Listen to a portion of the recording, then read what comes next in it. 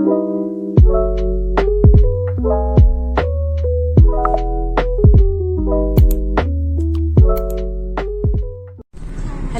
good morning everyone. Miam Profu Zilangai Bamna from Zeri. Miam I Huzi Nganganadum blogging hore.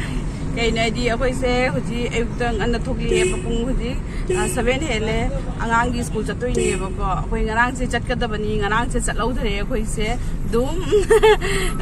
Doom the Lening Big and was Doom Heidi Chatlaudri, Ado, Kamaito, Huji, Akoise, who don't forget to the Musakini, at the Angang school labor.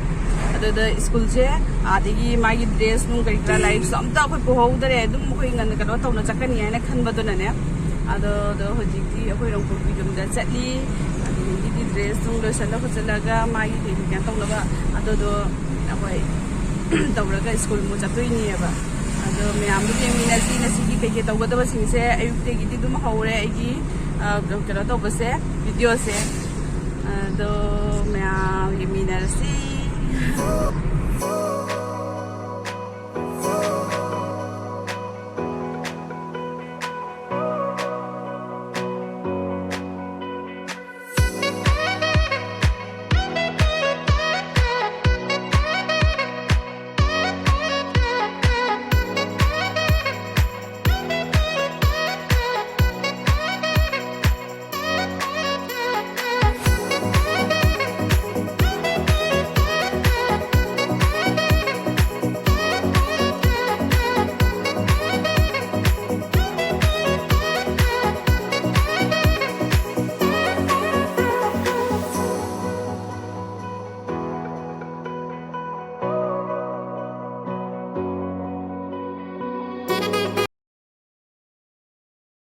Mèo cái gì yum nhiều đấy,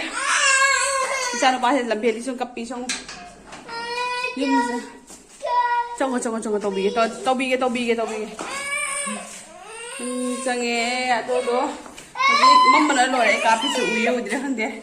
rồi chị ăn school cho bay mua, chị bắt tàu tôi ní để đi rồi tôi ní, đi để xem mèo ấy hồi gì kitchen đó chẳng nghe ý cái tôi đi ăn đi school gì nhé, đi phim phụ nó bay đi. Ada jung lagi laku saya jam tiga apa atau tu na? Magi tiffin pun nak baca ini menu ini dum tu kita bisa lagi nasi je. Orang dulu tidak mungkin lagi pizza dia benda tu nasi je itu orang tu pizza dah. Kira ke tiffin je jung dia budi magi di pizza dah ya benda. Mau school ni tiffin ni ne. Saya so ini tahu lagi.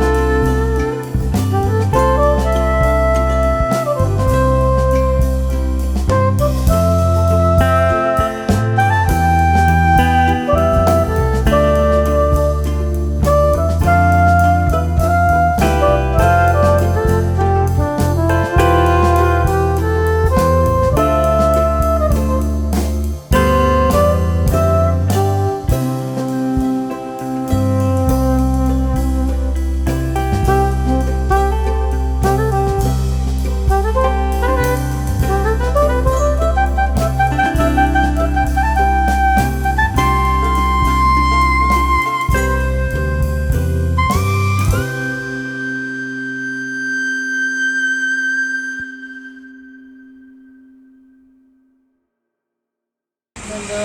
ꯀꯩꯅꯣꯁꯦ ꯂꯥꯏ ꯈꯨꯔꯨꯝꯃꯤ ꯗ꯭ꯔꯥꯏꯚꯔꯁꯦ ꯑꯗꯨ ꯂꯣꯏꯔꯒ ꯆꯠꯂꯅꯤ ꯃꯇꯝꯗ ꯍꯥꯏ ꯇꯧꯊꯣꯛꯑꯁꯤ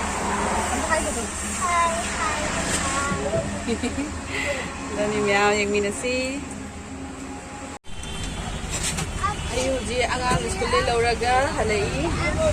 ice cream ice cream खा ले सास चला चला चला गाड़ी दे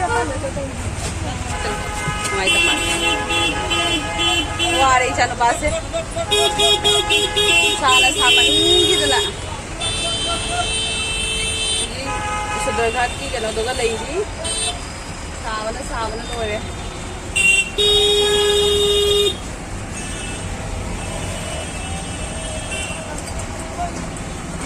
ꯌꯥꯝ ꯁꯥꯏꯕ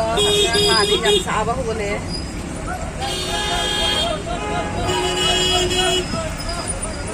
ꯍꯧꯖꯤꯛ ꯌꯨꯝꯗ ꯍꯟꯒꯦ ꯇꯧꯔꯤꯅꯤ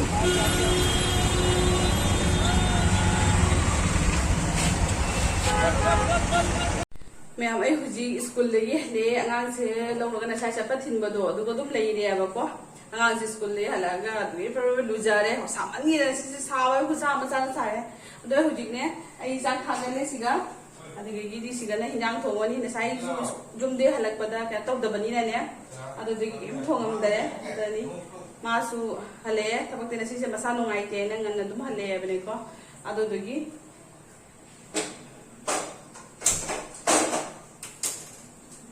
ꯊꯣꯡꯉꯅꯤ ꯁꯤꯒ ꯌꯨꯝꯗꯒꯤ ꯅꯍꯥꯟꯒꯤ ꯉꯥ ꯂꯩꯗ꯭ꯔꯥ ꯀꯩꯅꯣ ꯅꯨꯃꯤꯠꯀꯤꯗ ꯑꯗꯨꯒ ꯉꯥꯁꯦ ꯖꯥꯝꯃꯦꯅ ꯅꯍꯥꯟ ꯉꯥꯗꯣ ꯑꯩꯅ ꯀꯦꯖꯤ 2 ꯈꯪꯗꯗꯅ ꯍꯥꯏꯕꯗꯣ ꯀꯦꯖꯤ 3 ꯑꯣꯏ ꯂꯩꯔꯝꯃꯤꯑꯕꯀꯣ ꯑꯗꯨꯒꯤ ꯉꯥꯗꯣ ꯃꯃꯥꯅ ꯍꯥꯞꯄꯤꯔꯛꯏꯕ ꯈꯔ ꯊꯝꯕꯗꯣ ꯑꯗꯨꯗꯣ ꯀꯩꯅꯣ ꯇꯧꯔꯦ ꯑꯗꯣ ꯈꯔ ꯊꯣꯡꯉꯅꯤ ꯍꯧꯖꯤꯛ ꯈꯪꯉꯕ ꯁꯤꯁꯦ ꯊꯣꯡꯉꯒꯦ ꯌꯨꯝꯗꯩ ꯃꯃꯥꯅ ꯍꯥꯞꯄꯤꯔꯛꯄꯅꯦꯕ ꯁꯤ ꯆꯠꯈꯤꯕꯒ ꯆꯥꯕꯒꯤꯗꯣ ꯀꯩꯅꯣ ꯇꯧꯕ ꯑꯣꯏꯔꯣꯏ ꯍꯥꯏꯅꯅꯦ ꯇꯔꯥ ꯑꯣꯏꯕꯅꯤꯅ ꯄꯣꯠ ꯆꯩ ꯂꯩꯕꯗꯣ ꯅꯨꯡꯉꯥꯏꯔꯣꯏ ꯍꯥꯏꯅ ꯑꯗꯨꯗꯒꯤ ꯀꯩꯅꯣ ꯇꯧꯔꯦ ꯑꯁꯤꯁꯨ ꯍꯧꯖꯤꯛ ꯈꯔ ꯊꯣꯡꯖꯜꯂꯅꯤ ꯑꯗꯒꯤꯗꯤ ꯆꯥꯁꯜꯂꯅꯤ ꯑꯗꯨꯅꯤ एकदम ꯉꯁꯤꯁꯦ ꯋꯥꯔꯦ ꯌꯥꯝꯅ ꯌꯨꯝꯗꯩ ꯑꯃꯨꯛ ꯂꯥꯛꯑꯒ ꯑꯗꯨꯒꯤ ꯂꯣꯏꯁꯤꯜꯂꯒ ꯑꯉꯥꯡ ꯑꯃꯨꯛ ꯇꯧꯔꯒ ꯁ꯭ꯀꯨꯜ ꯑꯃꯨꯛ ꯆꯠꯂꯨꯔꯦ ꯑꯗꯨ ꯍꯧꯖꯤꯛ ꯑꯃꯨꯛ ꯁ꯭ꯀꯨꯜꯗꯩ ꯍꯜꯂꯛꯑꯦ ꯄꯨꯡ 1 ꯍꯦꯜꯂꯦ 1:30 ꯇꯥꯗꯣꯔꯦ ꯑꯩ ꯆꯥꯛ ꯊꯣꯡꯒ ꯇꯧꯗ꯭ꯔꯤꯁꯤꯅꯤ ꯆꯥꯛꯁꯦ ꯁꯤꯗ ꯊꯥꯒꯠꯂꯦ ꯆꯥꯛꯁꯦ ꯑꯗꯨꯗꯨꯅꯤ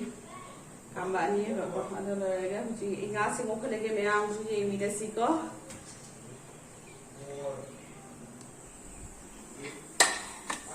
ꯁꯤ ꯉꯥꯁꯦ ꯑꯗꯨꯝ ꯍꯥꯞꯆꯜꯂꯒꯦꯕꯀꯣ ꯁꯤꯒ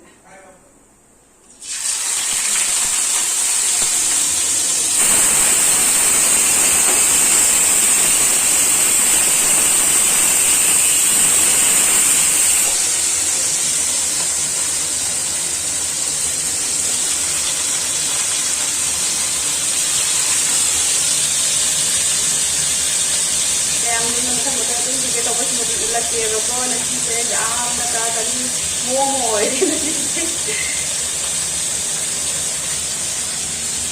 ꯑꯩꯁꯨ ꯑꯗꯨꯝ ꯊꯣꯡꯗꯣꯛꯑ ꯊꯅꯝꯃꯒ ꯇꯧꯕꯗ ꯅꯨꯡꯉꯥꯏ ꯍꯥꯏꯕ ꯑꯗꯨꯒ ꯀꯩꯅꯣ ꯇꯧꯔꯦ ꯁꯨꯃꯥꯏꯅ ꯇꯧꯕꯁꯦ ꯌꯥꯝ ꯋꯥꯏꯑꯦꯕ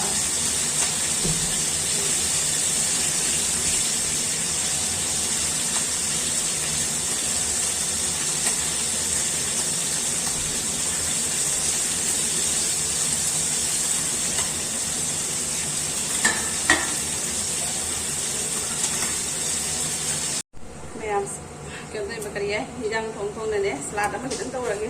ꯑꯇꯩ ꯀꯩꯁꯨꯝ ꯇꯧꯔꯔꯣꯏꯒꯦ ꯄꯥꯎꯍꯩꯒꯦ ꯃꯌꯥꯝ ꯆꯤꯡꯗꯒꯤ ꯏ ꯃꯣꯔꯣꯛ ꯄꯨꯔꯛꯏꯕ ꯏ ꯃꯣꯔꯣꯛ ꯉꯥꯛꯇ ꯏ ꯃꯣꯔꯣꯛꯀꯤ ꯃꯅꯨꯡꯁꯤꯗꯤ ꯀꯩ ꯍꯥꯏꯅꯤꯡꯉꯥꯏ ꯂꯩꯇꯦ ꯁꯂꯥꯗ ꯑꯃ ꯇꯧꯔꯒꯦ ꯑꯗꯒꯤꯗꯤ ꯍꯤꯟꯖꯥꯡꯁꯦ ꯊꯣꯡꯖꯤꯜꯂꯒ ꯂꯣꯏꯁꯤꯜꯂꯒꯦ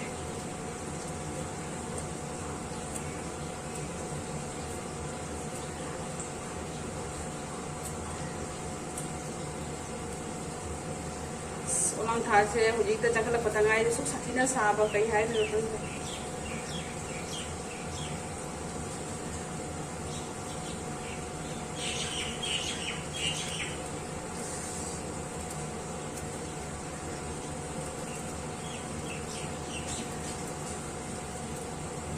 랑 나한테니 간나 사가도 하고 있어.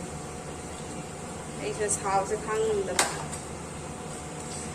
야, 이제는 빠지 짝 비자게 마징아 바자가 디 hinjang singine alu ko lau thoga de dum pijarage cha do hande mo sagani aba hinjang singi ko mai ngap da tong alo thok thum biore adu do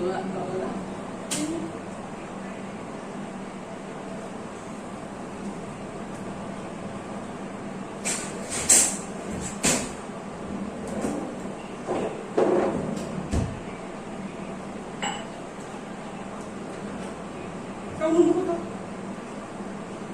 ꯇꯧꯅꯨ ꯍꯥꯏꯕ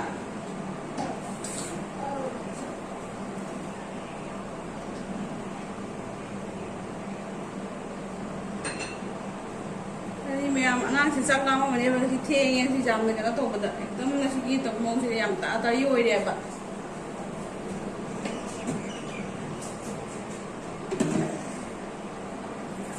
ꯁ꯭ꯀꯨꯜꯁꯦ ꯉꯥꯏꯕ ꯌꯥꯎꯗ꯭ꯔꯒꯗꯤꯅꯦ ꯑꯗꯨꯝ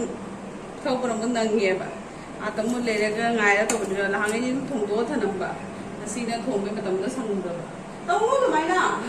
ꯐꯖꯅ ꯊꯝꯃꯨ ꯁꯤꯗ ꯕꯕꯛ ꯐꯨꯁꯨ ꯐꯨꯗ꯭ꯔꯤꯉꯩꯗ ꯀꯞꯁꯟꯅꯩ ꯀꯩꯒꯤꯅꯣ 이까이들어 yung 이까이들어 yung 이까이 ang kapatid 이까이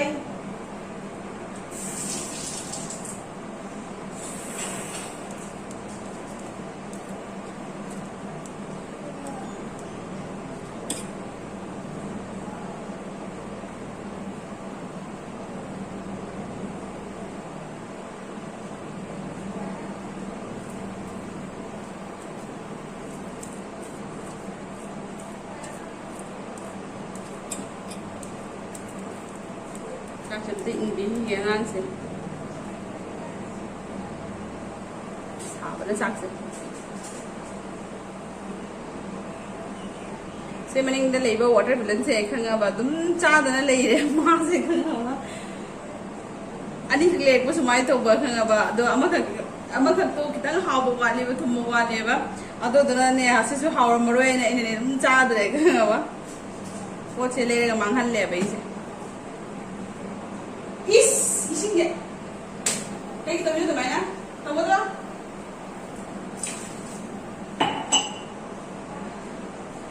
받는 pomo 이거 다래 pomo는 뻑뻑뻑 떠오지 봐 엄마나 받는 pomo 선배가 떠오자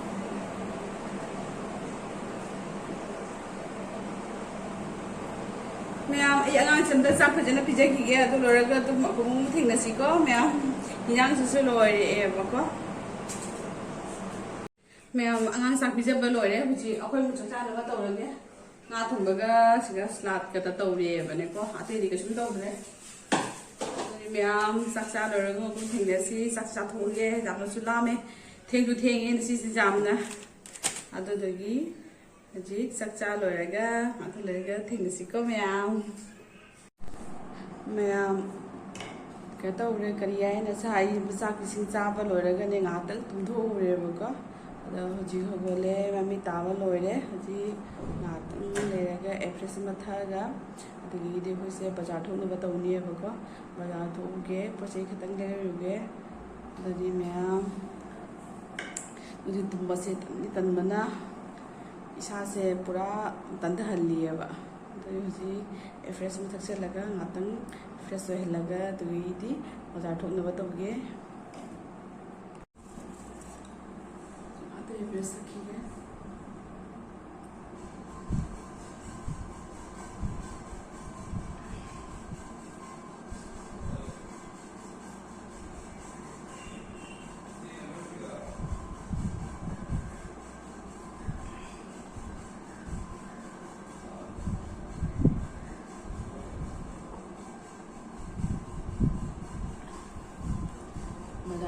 बाजार से कई लेरमदुदा खंगे अइना पामा बजे सिंग अइना लेनिंगदा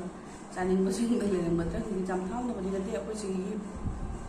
थोंगा सिगा लेयब बाजार फम्मे बने को अदु थोक तोइनी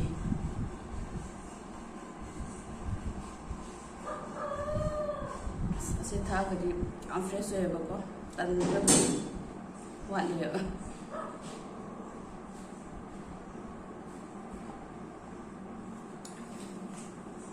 ma'am ai huji ba chapagi ni haina lo shaluga ba ko mi ngi si bazar to pajoso ma'am ai huji bazar thoke tawri ai ga ai gi upar pala ye bani ko ado doga huji ma loi na bazar thoni angang ga ai nupa ga le hore akoi ni dum mai gari da ne chalani bike ta ke tawre kari ai scoop so option de andre ko amani ngai hore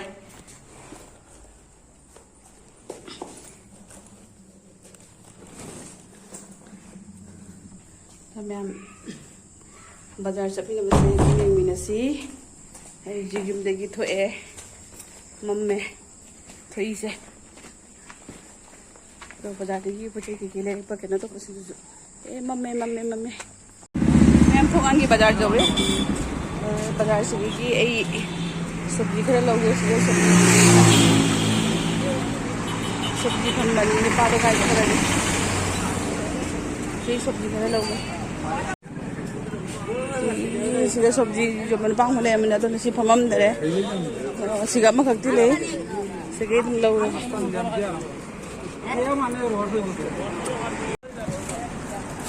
मैं थबी खरा लौरे capsicum लौरे Pong हवाई लौरे सिगना कारण अखाबी खामेन tomato लौरे खरा दी तो दुई pack तो दुई पचे दे पिरो लुपा क्या हो रे मैसे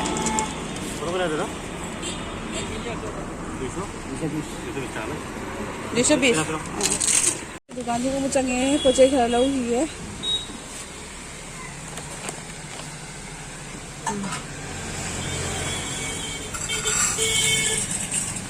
सिगगी फ्रिज लौरे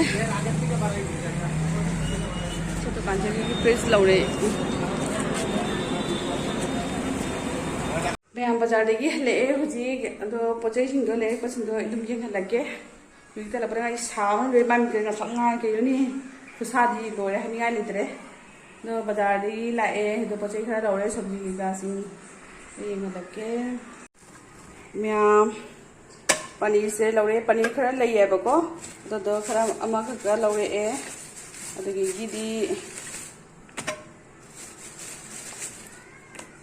संगोम से क्या होगा मिठाई मेड लौरे संगोम से मरी खक लौरे से पुस्टो लौरे बेसन से पैकेट अनी खक लौरे मटर लौरे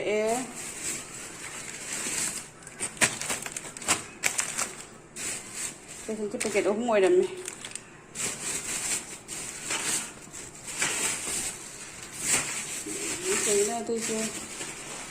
अना काबुली चना खरा लौरे काबुली चना से खरा लौरे मटर काबुली चना इलायची से इलायची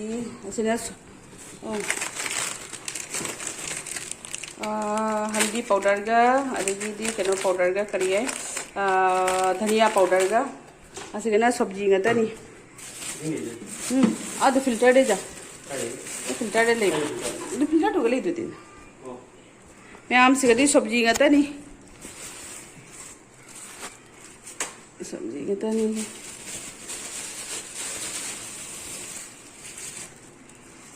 चले सब्जी सिगा थबी कैप्सिकम पोंग हवाई लौरे सिगना कना लौरे करी है टोमेटो गाजर कारण अखाबी कनोगा खामेन लौरे मैम असेनी लौरप पोचे नसाइना जुमदगी अखोई जुमगीने कनो करी है से लोकल जेरुमनी जुमदगी अना पुरक्पने बने अखोई गानू सिंगदुना पोकपसिंगदो से फ्रिज हापचलनी से गाता लेजेगना ममाना जुमदगी पिरक्पा सेना इपामदगी इपान थिलैनी केनम खरा असीनी मैम आई बाजार तौरपसिंगदो हजिकता अना थोउबदो अदोदनी से मैम हजिक कन तौरे करी बाजार चलुबगी पोचे उचरेना तौको मैम हजिक ngah लेरगा मोकुम चाक थोंगमु चंगनी मैम आई वीडियो से मतंग से सुमलगे मैम शेयर तब मैम ब्लॉग से एकदम मोम तारा तारी तौना एकदम अयुक्तगी नंगबोय नंगदबोय तौना तौबदोगा फरे मैम थमजरगे